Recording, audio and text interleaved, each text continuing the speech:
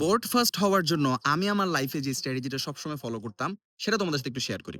আমরা অনেকে মনে করি যে বোর্ড ফার্স্ট হওয়ার জন্য অথবা ভালো করার জন্য, বোর্ডে একটা ভালো রেজাল্ট করার জন্য হয়তোবা অনেক বেশি পড়াশোনা করা লাগে। অনেক বেশি পড়াশোনা করে একটা ভালো রেজাল্ট গ্যাদার করা লাগে। দ্যাট ইস ট্রু, বাট এখানে আরেকটা জিনিস আছে যে তুমি অনেক বেশি পড়াশোনা করার পরেও ভালো রেজাল্ট ক্র্যাক করতে পারবে না, যদি না তুমি টেকনিক্যাল হও। যদি না তুমি পরীক্ষার হলে খাতায় সবকিছু ভালোভাবে দিয়ে আসতে না পারো।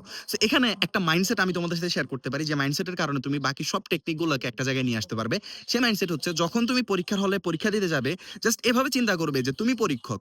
তুমি যদি এই খাতাটা কাটতে যাও তাহলে তোমার কাছে কতটুকু এফোর্ট বা তুমি কতটুকু সৌন্দর্য বা তুমি কতটুকু এক্সপেক্ট করতে পারো খাতা থেকে। এই জিনিসটা মাথায় রাখবা। যে তুমি যদি পরীক্ষক হতে তাহলে এখানে কি মার্ক দিতে কি দিতে না? তুমি যদি পরীক্ষক হতে তাহলে এখানে কি ফুল মার্কস দিতে কি দিতে না? এটা খুবই, খুবই, খুবই গুরুত্বপূর্ণ। আমি আমার লাইফের প্রত্যেকটা এক্সামে এই জিনিসটা সবসময় মাথায় রেখেছিলাম যে আমি যখন পরীক্ষা দিতে যাব আমি অ্যাজ আ পরীক্ষক খাতাটাকে জাজ করব। আমার নিজের খাতাটাকে। যে আসলে আমি পরীক্ষক হলে কি আমি এখানে ফুল মার্কস দিতাম কিনা? যদি আমি ফুল মার্কস দিতে চাই বা নিতে হয় তাহলে ওইভাবে আমাকে অ্যান্সার করতে হবে, ওইভাবে আমাকে রিপ্রেজেন্ট করতে হবে। যদিও আমরা বলে থাকি ডোন্ট জাজ আ বুক বাই ইটস কভার, এই কথাটা, বাট এই কথাটা আসলে কেউ আমরা ফলো করি না। আমরা সবাই আসলে ওই কভার দেখে বুককে জাজ করি।